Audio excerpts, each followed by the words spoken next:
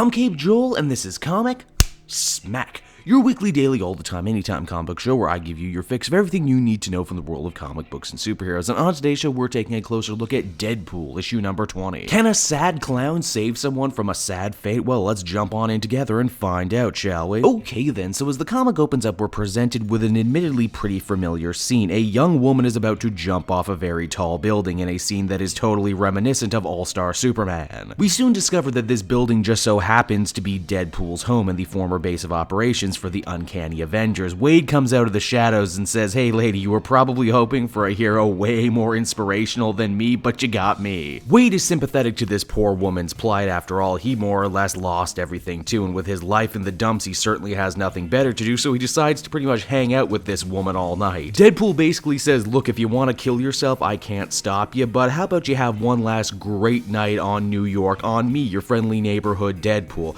and at the very least, don't jump off my building to kill yourself, not when Parker Industries building is right down there." The two have themselves an absolute whirlwind adventure. First off, box seats for Hamilton, that play that everyone has seen except for me. And when that doesn't brighten this woman's spirits, whose name is revealed to be Daniela FYI, Deadpool decides that maybe some recreational crime fighting will get her out of the dumps. It seems that people send the Avengers letters every day hoping for help with their problems, and because DP has been stockpiling some choice ones, they decide to go out and dispense a little justice. First off, you got a real scumbag drug addict who's been stealing from old people in his building to feed his habit. Then some reprehensible hackers who have been hacking the cloud, stealing people's information and then selling it back to them at a price. It's here Danielle really manages to unleash the beast and get into the act with Deadpool. Now from here you would think the night is over, but Wade is a responsible neighborhood pool guy, and because of it he drops Danielle off at the emergency room. In fact, this whole night had been more or less him stalling for time